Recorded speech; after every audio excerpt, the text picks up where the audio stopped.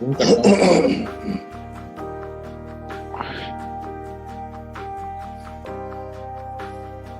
अच्छा जी, चले हम आते हैं अपनी स्क्रीन पे।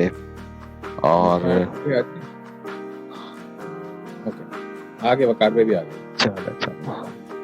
अच्छा, लास्ट टाइम में मतलब कल की क्लास में हमने ये सारी चीजें देखी थी और यहाँ तक हमने शेप तक इसको एंड किया था। आज हम आते हैं टेबल्स पे। तो टेबल की जहाँ तक हम बात करें तो टेबल्स कहा जाता है कि रॉज एंड कॉलम्स। तो आपकी स्क्रीन नहीं आ रही यार, ये स्क्रीन सही से नहीं आ रही टेबल्स वाली। लोड हुई आपके मुझे भी नहीं है, मुझे भी अभी तक बैनर नजर आ रहा है आपका। पास? शेयर तो हो चुकी है नहीं आ रही। लेकिन नहीं आ रही। एक मिनट में अपना इंटरनेट कनेक्शन भी चेंज कर लेता हूँ।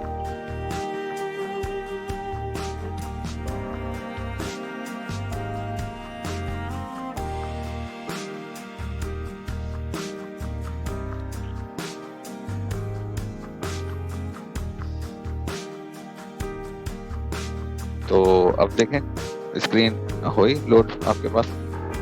नहीं, नहीं है। मैं स्टॉप शेयर करके दोबारा करता हूँ। हाँ इस तरह।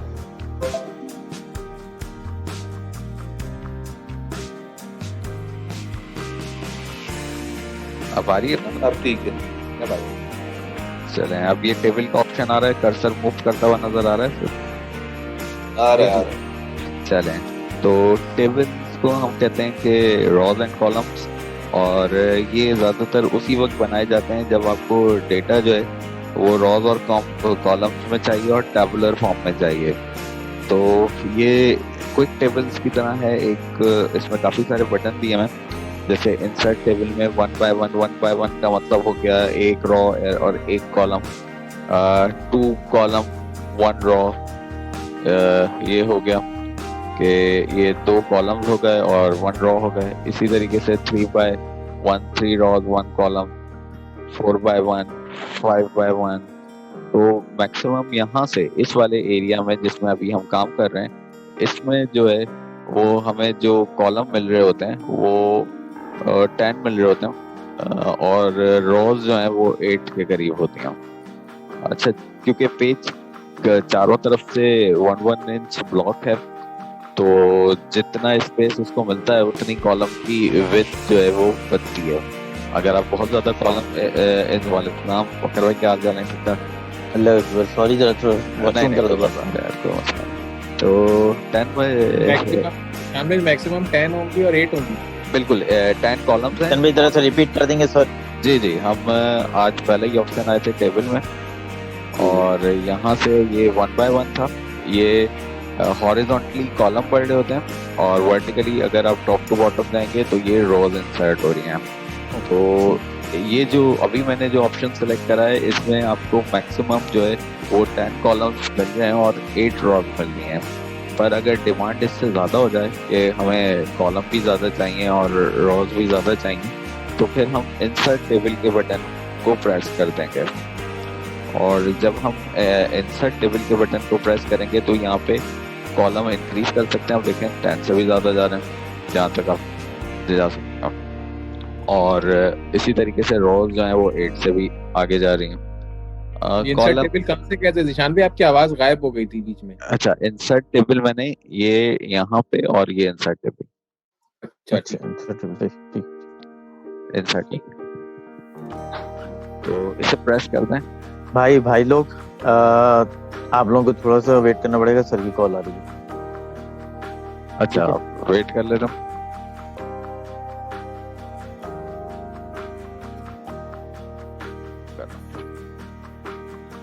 फिक्स कॉलम्स हमने दे दिए तो ले लिए, मैंने सिम तो ले ली है लेकिन और वेट नहीं हो पाया। रोज जो है वो 2 पर ये है कि वो जो दुकान थी वो बंद हो गई है, लेकिन मैंने सिम दूसरी जगह से ले ली। मसला ये हो रहा है कि मैं उनके पास, तो उन्होंने बोला कि नहीं आपको खुद एक्टिवेट करवानी पड़ेगी।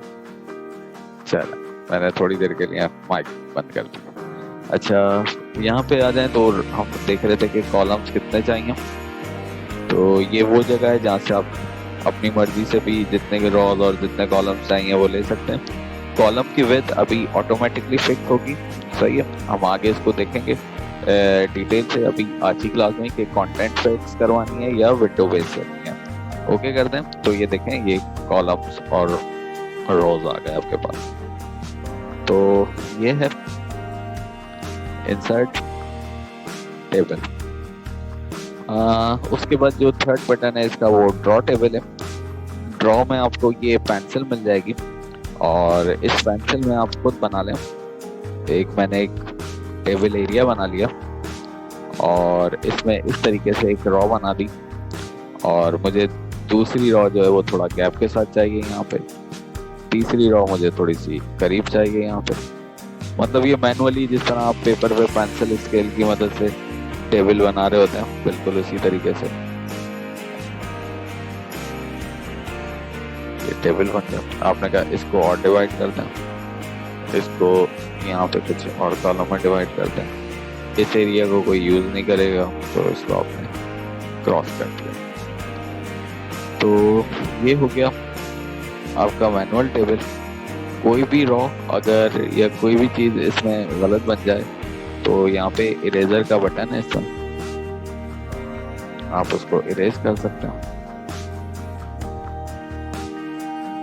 और चाहें तो आप ये पूरा टेबल ऐसे सेलेक्ट करें इरेजर से और डिलीट कर सकते हैं। ठीक है सर। निशान भाई रिवाइज आपको दोबारा करना पड़ेगा। अच्छा अच्छा ये वाला तो नहीं, ये वाला तो समझ में आ गया। ये देख लिया था मैंने, ये देख लिया जी इंसर्ट। अच्छा ड्रॉ में आपके पास पेंसिल मिल जाती है। जिस तरह आप पेपर पे एक टेबल ड्रॉ कर रहे होते हैं बिल्कुल उसी तरीके से आपने एक पहले बॉक्स बना दिया, फिर आप चाहें तो पहले कॉलम बना दें जिस तरह वो कैश मेमो या इस किस्म की चीजें होती हैं उसके लिए। ये आप लेजर है तो अच्छा लेजर टाइप का, तो इस तरीके से आप ड्रॉ करते हैं, इसको क्लोज करते हैं, अपनी मर्जी से भी कर सकते हैं। आपने कहा इधर आ जाएं, इधर दो कॉलम इधर चाहिए, तो ये इस तरीके से। इसमें यहाँ पे आपको लेआउट ऑप्शन में ही आपको इरेजर भी मिल जाएगा। ये बहुत सारी चीजें अभी हम देखते हैं। इरेजर है, इरेजर को हम इससे डिलीट कर देते हैं जो भी, और चाहे तो इरेजर से पूरे टेबल को सिलेक्ट करके माउस से डिलीट कर सकते हैं। तो ये ड्रॉ टेबल था। अच्छा ये बटन डिसेबल है, ये जब हम टेबल बनाएंगे तो उस टेबल को टेक्स्ट में कन्वर्ट और टेक्स्ट को टेबल में कन्वर्ट करने के लिए इस्तेमाल होगा। तो ये अभी डिसेबल होगा, अभी थोड़ी देर में इसको इनेबल करा दूँ। एक्सेल की शीट है सर, क्योंकि एक्सेल में भी हम ये कहते हैं कि वो भी रोज और कॉलम में ही चल रहा होता है काम। तो अगर किसी को एक्सेल की शीट चाहिए यहाँ पे टैबुलर नहीं भाई है क्या? नहीं हेलो मैं हूँ जी नहीं बस अभी जी चले ठीक है। तो ये देखें ये टेबल आ गया एक्सेल का, बल्कि एक्सेल ही लोड हो गया। अगर हम ये देखें तो ये शीट एक्सेल की जरूर है। ऊपर अगर हम देखें तो टूल्स भी एक्सेल के आ गए, कंडीशनल फॉर्मेटिंग हो गई, रोज और कॉलम इंसर्ट करने के लिए हो गए, डेटा टैब आ गया। पर अगर ऊपर देखें तो माइक्रोसॉफ्ट वर्ड, जैसे ही एक्सेल की शीट इस पे इंपोर्ट होती है या ओपन होती है तो वो, क्योंकि अगर वो अपना कुछ देर के लिए हम एक्सेल की पे यहाँ पे कैलकुलेशन करना चाहे, क्योंकि हम ये कहते हैं वर्ड में तो ज़्यादा कैलकुलेशन होती नहीं है ना, वो इस काम के लिए बना है। तो ये मैंने थोड़ा सा एक कैलकुलेशन कर दी इसमें, और मैंने जैसे ही बाहर ये जो वाइट पेज है इस पे क्लिक करा तो ये वापस वर्ड पे आ गया। तो ये है, पर बेहतर ऑप्शन ये होता है कि यहाँ पे वो खास फाइल भी एक्सेल से इंपोर्ट कर सकते हैं ऑलरेडी बनी हुई। नहीं फाइल इंपोर्ट नहीं कर सकते, बस ये हम कह सकते हैं कि ये आपको एक वर्किंग स्पेस दे देता है एक्सेल की, सही है। कोई फाइल इंपोर्ट नहीं कर सकते इसमें।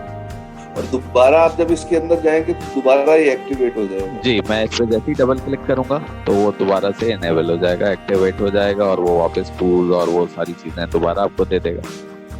ये देखें ये दोबारा एक्सेल आ गया और दोबारा पेज फिल करेंगे तो ये, क्योंकि वो टेबल के हिस्से में इन्होंने आता है तो इन्होंने यहाँ पे भी रख दिया। अच्छा हम जैसे ईमेल कर रहे हैं किशन भाई, तो ये जो टेबल बनाया है तो हम उसको वहाँ पे इंपोर्ट कर सकते हैं।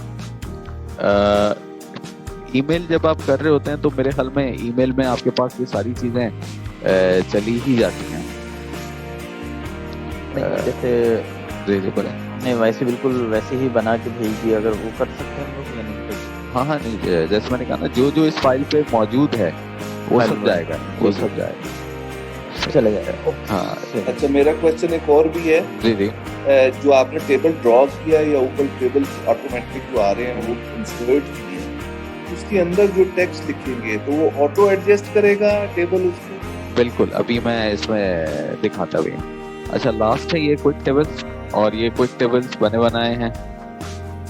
मतलब एक कोई फॉर्मेट आपने सेलेक्ट कर लिया कि यार ये फॉर्मेट अच्छा है, और इसमें आप फिर टेक्स्ट अपनी मर्जी से टाइप कर सकते हैं। ये एग्जाम्पल एडिट भी हो सकता है ये?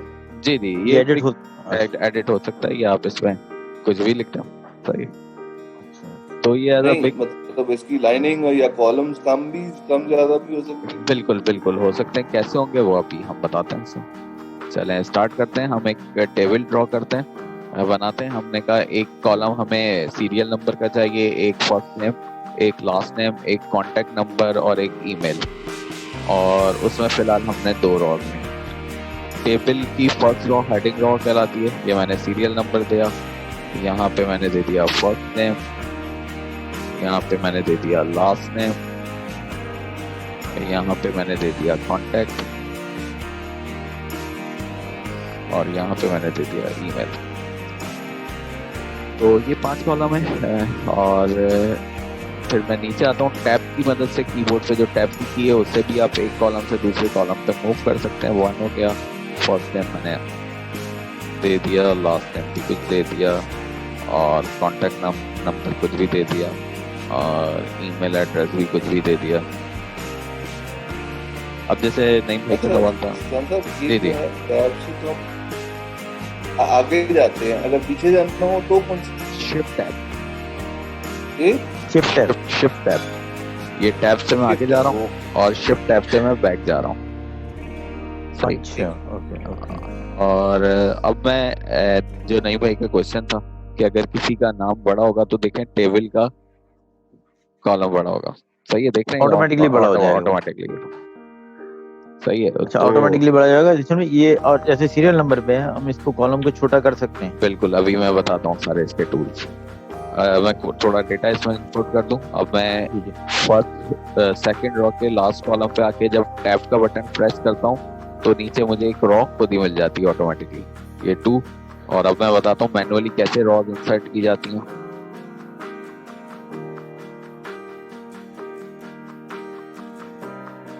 चलें, कोई बात नहीं। नंबर दे दिया मुझे, और मैंने जी जी, आवाज आ रही है आपको? जी जी। चलो, अच्छा, अब मुझे रॉज इंसर्ट करनी है। तो देखें, जब मैंने टेबल के अंदर क्लिक करा है ना, तो ये टेबल के टूल्स आ गए। 2 टूल्स होते हैं इसमें, डिजाइन टूल होता है और लेआउट होता है। तो डिजाइन में अगर मैं बाहर इस पर क्लिक कर रहा हूँ तो ये देखें, ये अब चले गए, और जब मैं टेबल के अंदर क्लिक करूंगा तो ये टूल आ जाएंगे। सही, तो लेआउट पे आते हैं पहले। और अब मैं फर्स्ट यानी कि अहमद वाली रॉ से ऊपर एक रॉ इंसर्ट करना चाहता हूँ, क्योंकि रॉज जो है वो डिफॉल्ट डाउन साइड इंक्रीज हो रही होती हैं। तो यहाँ पे बटन है इंसर्ट अबव।